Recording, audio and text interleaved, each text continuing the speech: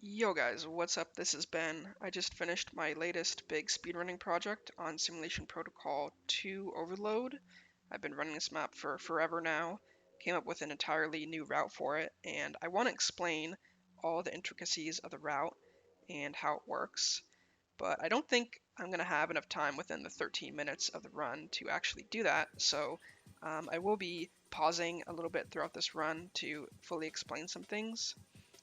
If you don't want that, I also uploaded the full run without pauses with my live commentary. But yeah, if you haven't seen the run before, I'd recommend listening to the post commentary so you get the gist of what I'm doing and why.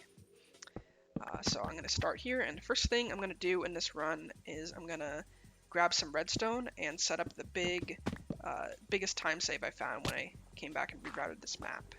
So I'm about to dig underneath the area where you're supposed to teleport to, and there's a saturation command block and a command block that gives you instant health. And what I'm going to do is build a clock. And so basically I'm going to have infinite saturation and health boost for the rest of the run. So I'm never going to have to eat, which is kind of crazy, 1.8. And I'm also going to get healed to full health like 3 times every second, which again is crazy. Like you can see here, I'm just jumping down to white wool, and I don't care how much health I take, as long as I don't take 10 hearts in a single damage tick, I will never die. Which, yeah, crazy for a CTM speedrun. It's going to let me not have to use much armor at all throughout the rest of the run. So I've already grabbed white wool, and I'm coming out. White wool is the only wool that I get that doesn't have, basically that I don't have a bunch of crazy OP items for. The next 2.5 minutes I'm actually not going to get any wool, and instead I'm going to spend that time just setting up, getting crazy items, getting potion effects, setting up arrow despawns, stuff like that to instantly TP out of areas.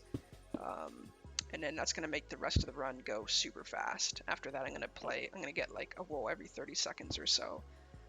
But yeah, this is kind of the big setup period of the run. So right now I'm going to intersection 1.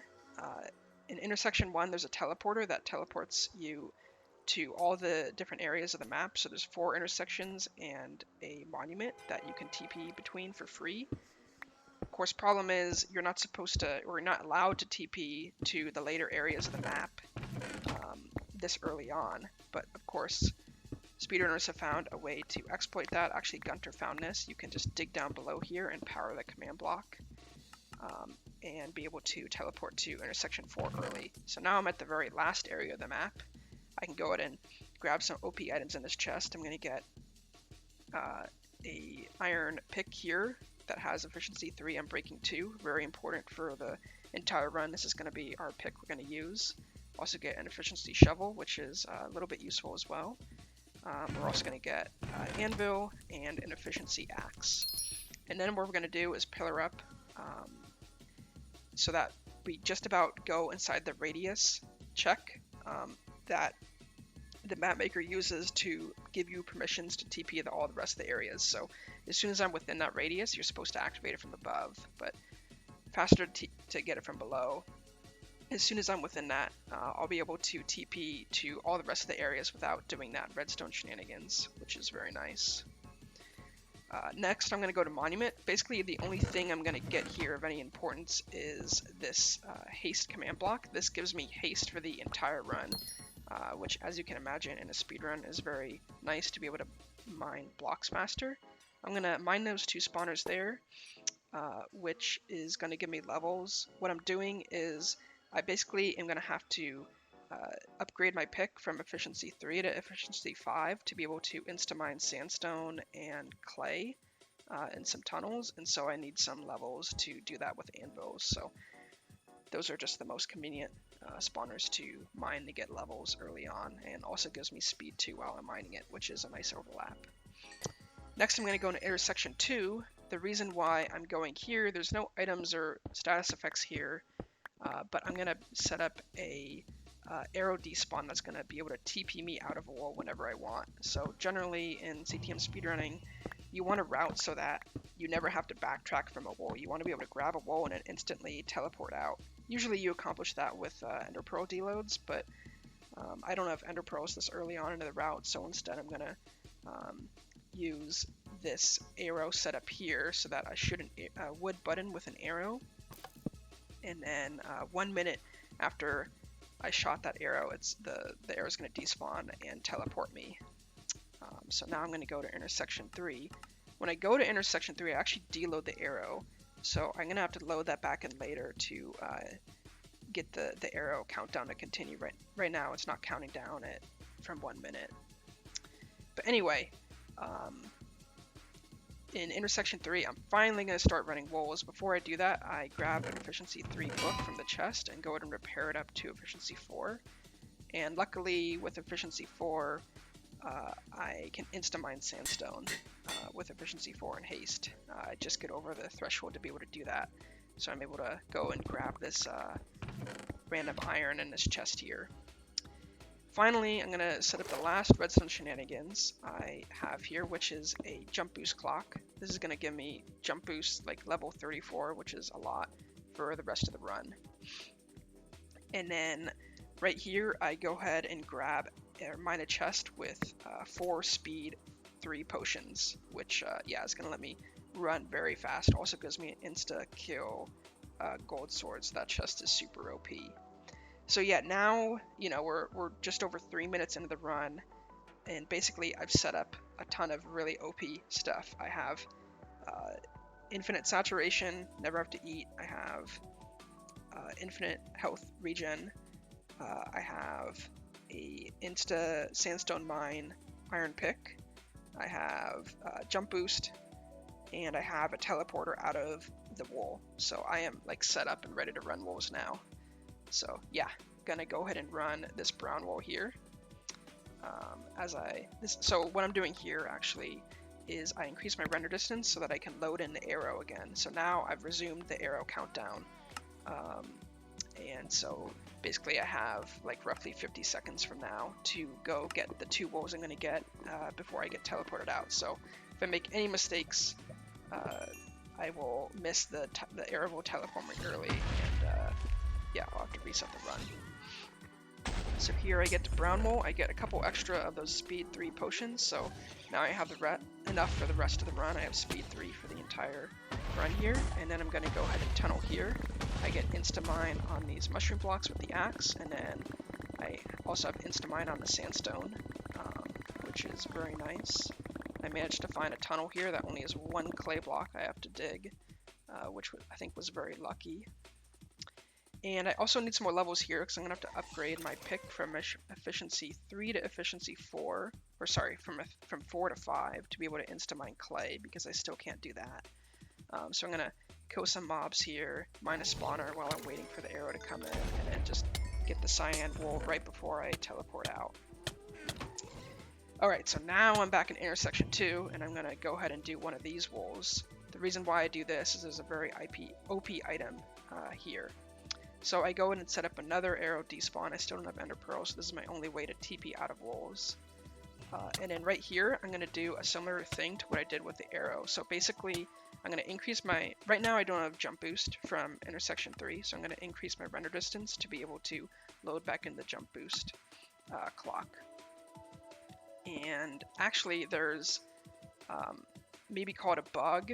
I think it might actually have something to do with Optifine, but basically, if I load the chunk and then unload it, the clock will, for some reason, still like stay loaded, but the rest of the chunks won't. So it's just a way to save like lag on my computer to be able to unload the chunks without unloading the clock. So right there, I grabbed another super OP item. This is the Tengen sword, iron sword. When I hold it, it gives me a speed boost. So not only do I have speed 3, but I also have a speed boost from the sword, and I'm going to be able to run very, very fast for the rest of the run. So here I'm just going to dig straight down to one of the wolves here.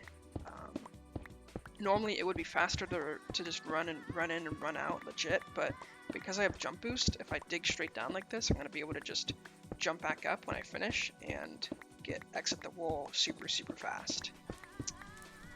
Just like this.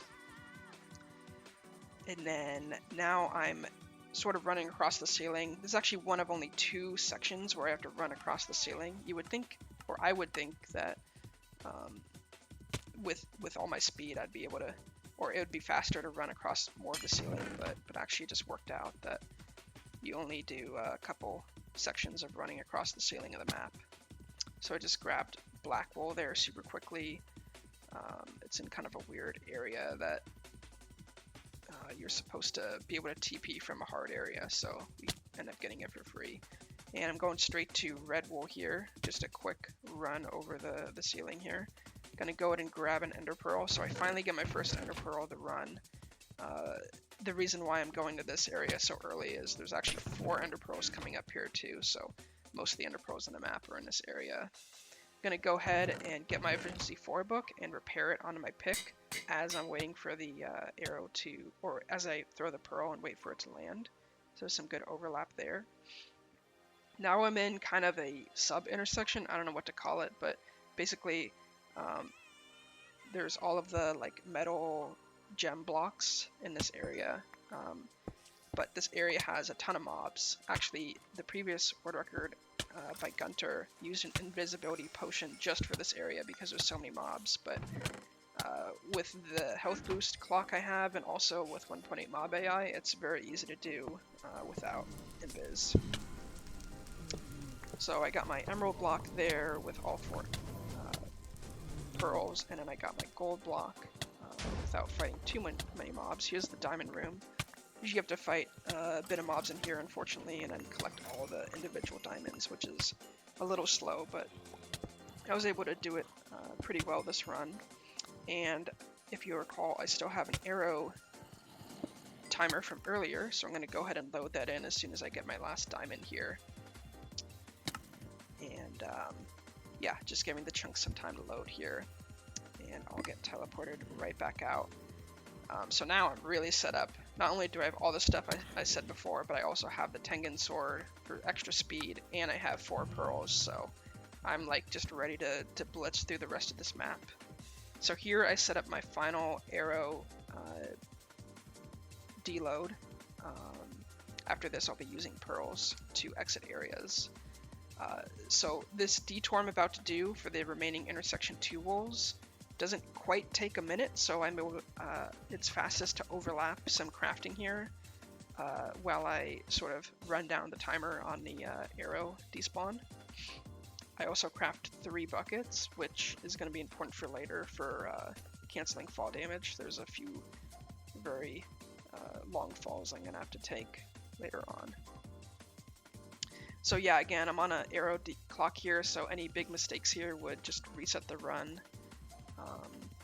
As I just jump up into this random hole that the map maker made, I guess to be able to exit the wool quickly was the intention. And then I'm also able to insta-mine clay, of course, with my efficiency 3 shovel that I got from intersection 4. And I'm just going to, in between areas here, to one of the intersection 1 areas to pick up the blue wool, and I'm going to be able to get it just barely before that arrow loads back in. Very nicely. Here I'm going to go back to intersection 2. So I'm done with intersection 2. I have a couple wools to get in intersection 1, a couple wools to get in intersection 4, and a couple more to get in intersection 3.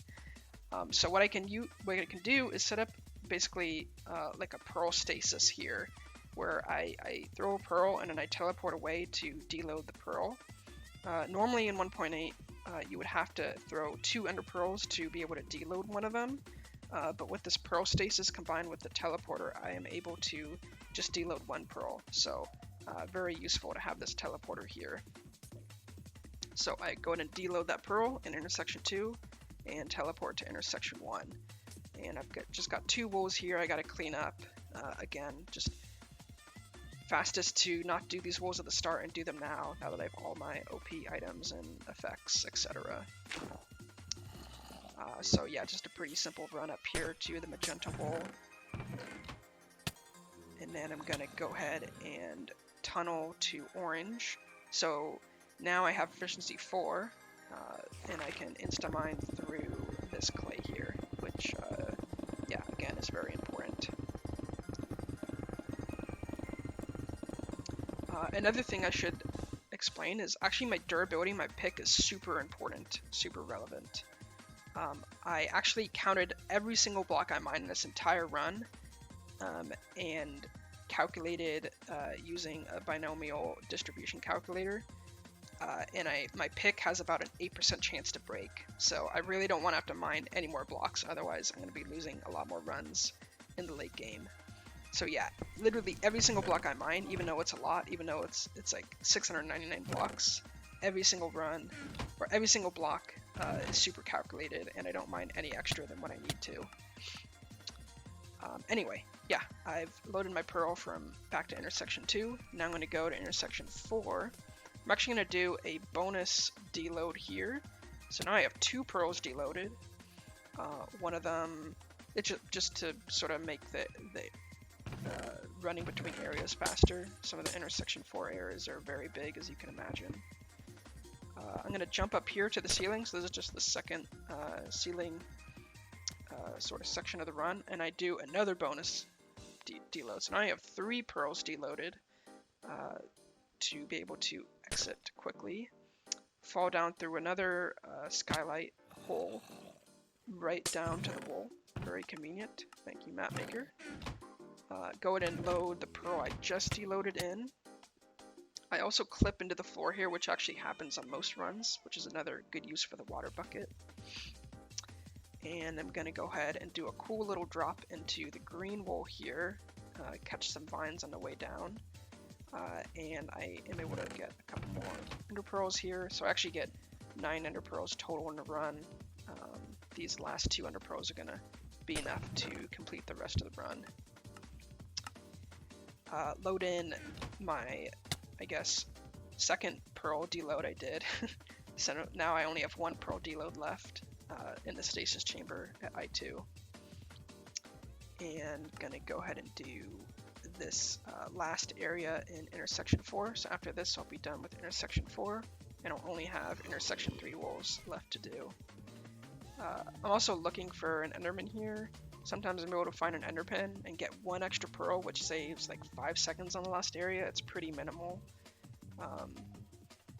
It's not enough time where it would be worth it to go detour for another ender pearl, but you know, it is a time save if you can just get a free enderman on the way. So I didn't get that run. I didn't get an extra pearl this run, unfortunately. You can see I was able to grab the purple wool as I was through a pearl and overlapped with that, so that definitely saved some time. And now I'm just running through this bridge, hoping to not get knocked back. Starting to get really nervous. This is a long run between areas here to one of the walls in intersection 3.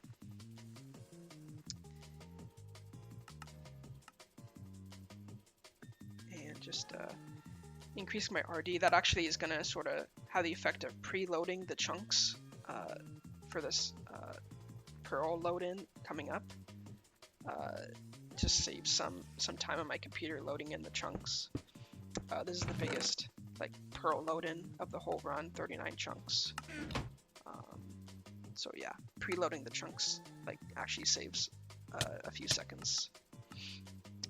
You'll also see, I haven't explained this yet, I'm sometimes getting what we call fake death. So the Tengen sword has 2 effects. It gives you speed, which obviously we want, but it also reduces your max health from 10 to 5, which unfortunately gives this glitch in 1.8 where sometimes you'll just get like a fake death message, which is not real, but yeah, you just have to click through it, and it's really unfortunate because it actually wastes like a second every time you get it, and as far as I know, it's completely RNG when you get the fake death. Like sometimes you don't get it, sometimes you do, and I don't know why. So it seems to maybe be dependent on lag slightly, but not always. But anyway, yeah, those fake deaths are very annoying. One of the few RNG elements of this run. Otherwise, this run is super consistent. There's very little RNG in it at all. Definitely was very fun to run. So anyway, I'm going to intersection 3 and going to clean up the last 2 walls I have. Tunnel right here to the gray wall, and then I'm going to use the last of my pick durability tunneling to this last wall. My pick durability actually ends at 3 durability, which is super low, lower than average. But yeah, that if I mined, you know, even just a few more blocks, it could have broken. And yeah, just jumping to this last wall, I've got 1 more pearl hung that I can load in here. And as I wait for it to load in, I'm going to go and organize my inventory for the monument. Yeah, so I spent so much time resetting for this run. I actually have over 3,600 attempts, which is crazy. That's by far my most of any map. So I spent so long trying to get sub 13 especially, and I was so glad I finally was able to do that. So yeah, have fun listening to my live reaction.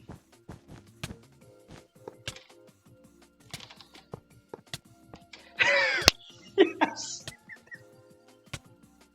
Yes! Oh. Oh.